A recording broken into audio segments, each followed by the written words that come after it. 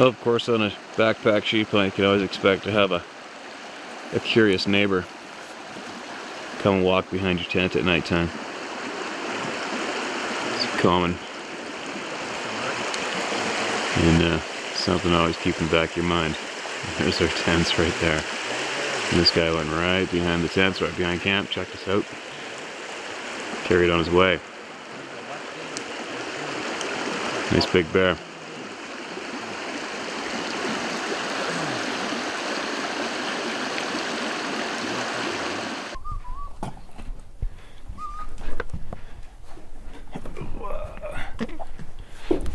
Okay. Don't eat that. No. Got your food. I'm so at it with this weather.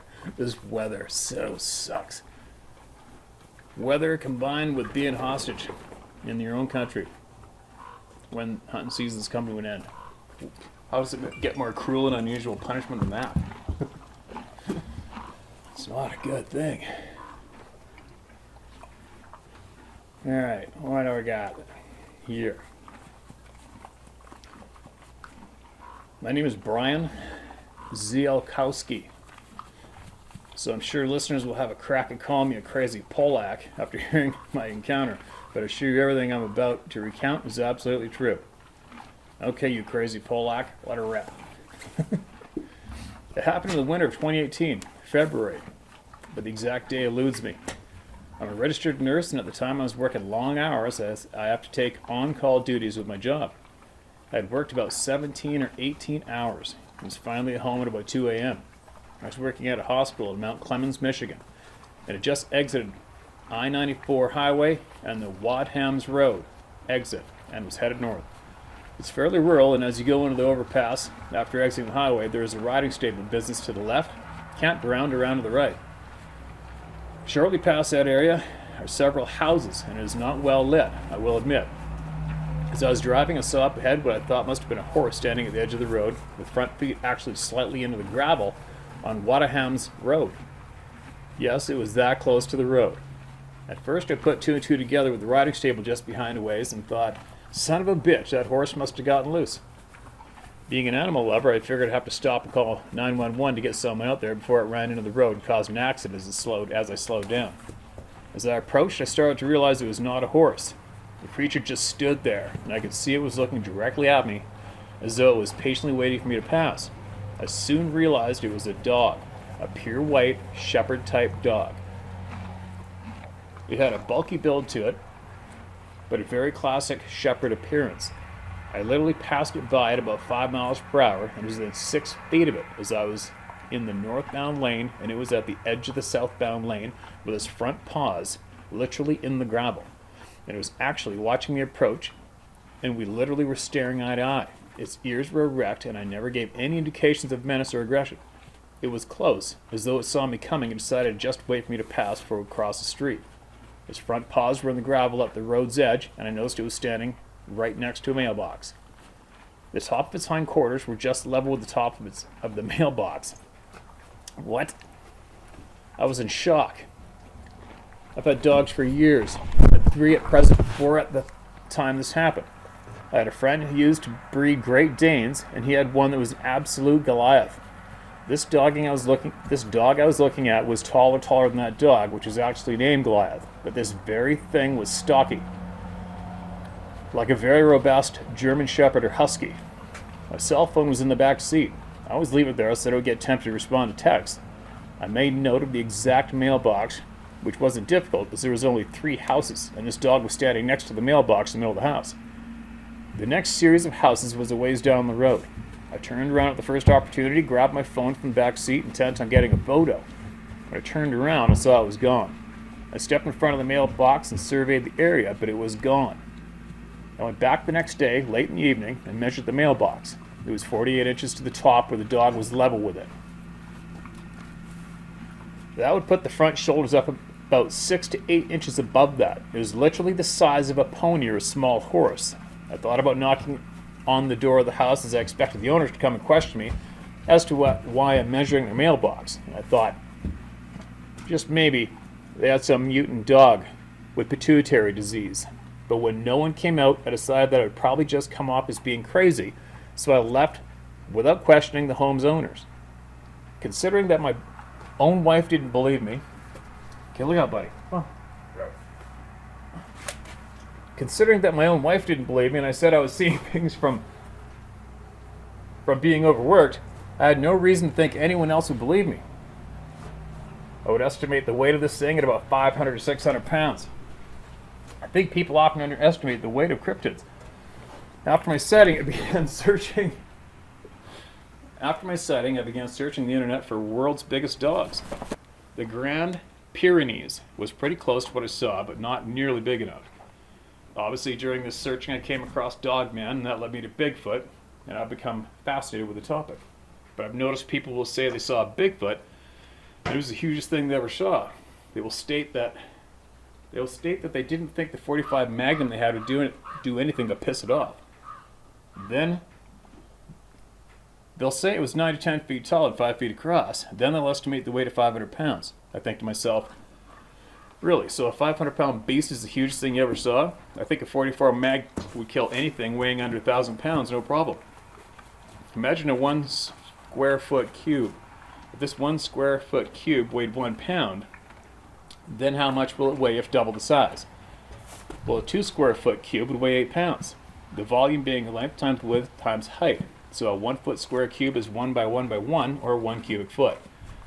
And if the cube was made of a substance weighing 1 pound per cubic foot, this 1 foot square cube weighs 1 pound. By merely doubling its dimensions to 2 foot per sides gives 2 by 2 by 2, or 8 cubic feet. So doubling the dimensions increases the weight 8-fold. A 6 foot tall man of exact same dimensions and consistency of a 5 foot tall man will weigh considerably more. My point is, I think people are often greatly underestimating the weights of these cryptids. When they say the... Would you quit it? Why do you want to push me around? Stop it. My point is, I think people are often greatly underestimating the weights of these cryptids. When they say the ground literally shook from the steps that the cryptid took, but then estimate the weight of 500 pounds, it makes you think maybe it's closer to 1,200 pounds. But anyway, back to the story. My home is 3 miles from where I saw this thing. I was very rattled. We live on 9 acres of beautifully wooded land. We are out in the country and have turkey, deers, sandhill cranes, and coyotes all around us. Our woods have well-maintained trails wide enough for my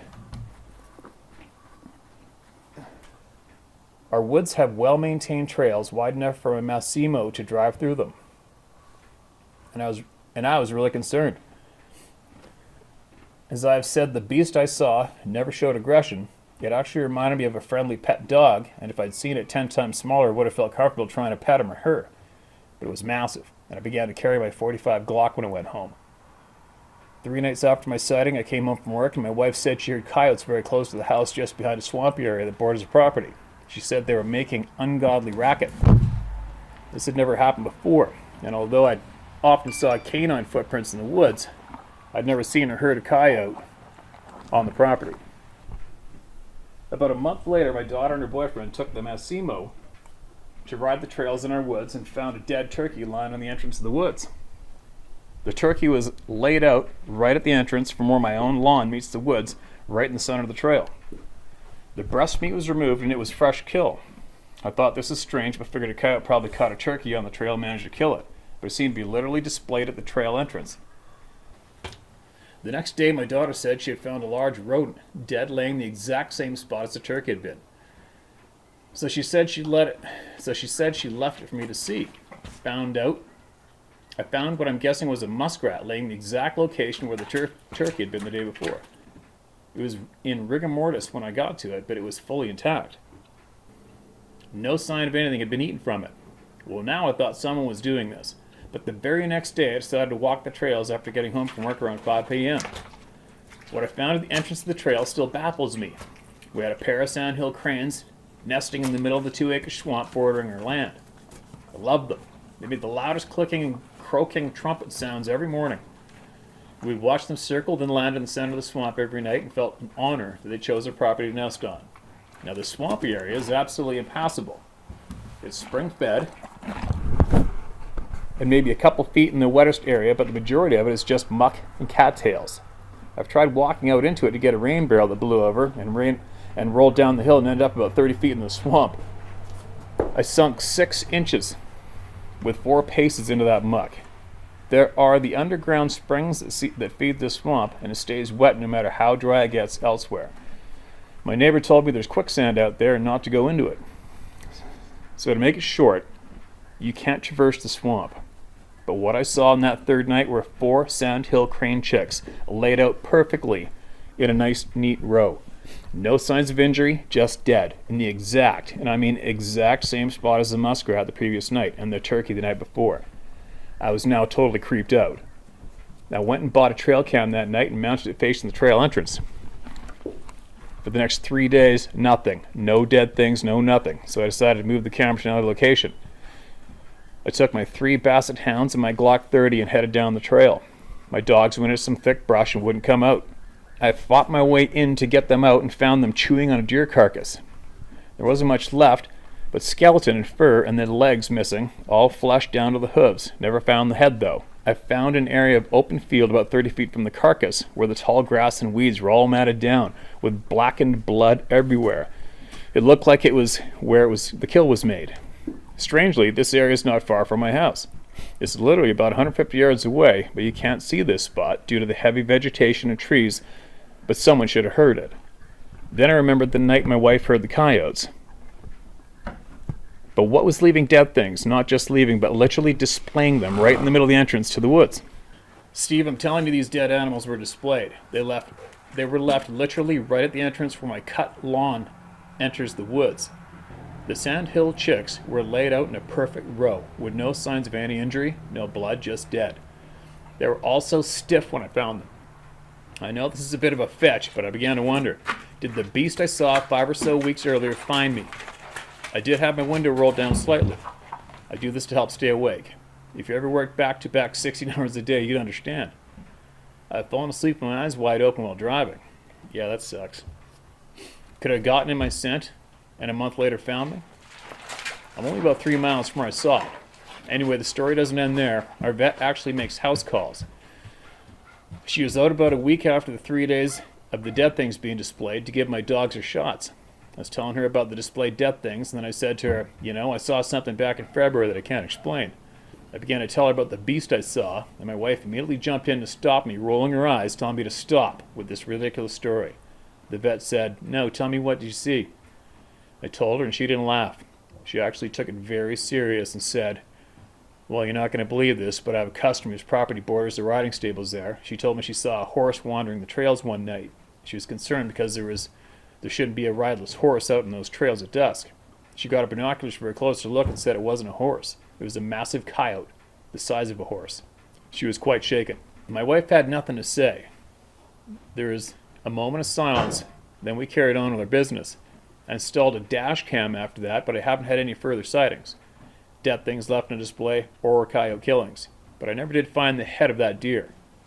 And I did look. I've never figured out what could have walked in the middle of that swamp area to get that crane nest. But wound, then not eat the chicks, but carry them about 1,000 yards away and display them in a perfect row, dead center in the middle of my trail entrance, after doing the same thing 2 nights prior to the muskrat and turkey. I'll add that my daughter noted something strange in the swamp. The cattails were matted down in a perfect circle about 30 feet in diameter. They were not matted down haphazardly, but in a crop circle fashion, all lying flattened out in a perfect spiral. Like a spinning disc, 30 feet in diameter, gently hovered, then lowered to the ground, causing a perfect spiral, about 30 feet in diameter in a perfect circle. When she pointed that out, I had no explanation. The reeds and the cattails next to the spiral perfectly erect. I thought, maybe a whirlwind set it down there. But if it did, it didn't seem to do any other damage. And that's the end of that one. Well, I've had a shit pile of emails into me of people claiming to have seen a quote, a hyena-like being rip across the road in front of them, but a huge one. I think that was Michigan. There's been a pile of sightings of unexplainable large 4-legged predator-like beings, creatures, running around. There just has been. When you think about it, you know, for a lot of people out there that just can't handle it, just can't handle these stories or handle these weird experiences. Just because you can't handle it doesn't mean it's going to go away, right? And you got to start opening up your eyes, your brain, and look at everything rationally, and look at the delivery of these stories rationally. Picture it. Who is going to wake up in the morning, seek me out, or anybody else that matter online, seek out the email address and go to writing what takes a long time, a full story description of, say, as example, this canine this person's seen, and then email it. Who does that shit? Right? Now, you know, a handful of you out there are wondering how these emails get vetted. How do you know they're authentic? Well, not one of us qualifies to be the judge of another. Not one of us, all right? The magnitude, the number of these emails is absolutely bizarre. A person like I could not trigger and convince 15,000 strangers to make up a bullshit story and email me. You imagine if I had that kind of a power, anybody else did? That would be ridiculous to be able to manipulate that many people to do the exact same outrageous thing, wouldn't it? Don't you think? Use your common sense. Instead of shrugging things off or putting your head in the sand like an ostrich. If you live rurally, if you have family that live rural, if you have kids that play in that rural backyard, you better start looking into some of this shit on your own until you get convinced, you get enough knowledge to understand that this shit's going on. Then you can make your next moves more appropriately for the circumstances that are going on around your own rural property, right? Just to keep sure everybody's safe. Now, I get a lot of people telling me the calibers of their handguns, their Glocks, their 45s, their 9mm. I'm in Canada. We don't get to play with handguns because our government thinks if we have a handgun, we're going to go roll a 7-Eleven or a bank. But I am familiar with what stops big animals and what is a secure item. And if I could suggest to any of you people who feel the need to pack for safety against something like this or more, go get a Defender shotgun 12 gauge and load it up, take the plug out and chuck that thing full of slugs, double-aught buck, slugs, double-aught buck, and hammer that tube chock full. That will stop you from thinking or worrying about it not stopping anything. All right? That's enough power to stop anything in North America. I wouldn't wish that upon anybody. I'll tell you what, if I got to go after a 1,000-pound wounded grizzly bear and I got a 12 gauge packed with that, no problem. I'm 100% confident. Just so you know, that's my feelings on that firearm for self-defense. But anyway, I got to get going. I got some Christmas items to take care of. We're going to have an early Christmas with some of Sarah's family here, I think day after tomorrow, because the following weekend we have to fly to New Brunswick, and I've already been cleared to go. I know a lot of people say you're not going to be able to fly in, they've shut it down, but we've already been cleared and accepted, so we're going. And I think we'll be there for 4 days, come home, and then there's a whole bunch of new coming. There's a bunch of changes coming this year for us, and there's a whole bunch of new changes coming for all of you through me, through this channel and the other channel. I've been observing society, observing stuff for quite some time, and the amount of bullshit and misleading people that have the stage, whether it comes to this topic or many others, is out of control. And if I could, I'd like to help and assist true honesty get delivered to the people. I think I'd really like that. And so there's going to be some new ideas being brought forward soon, and some new things being created here. As soon as this Christmas and New Year stuff is all passed by, and we can get rolling forward. But it's time. It's just time. All the good people stood up, got loud, and took over the stage of information. It's just time that all the good people stood up and took over the information outlets to each other. It's time. So that's what we're gonna do. Good luck out there. Be safe.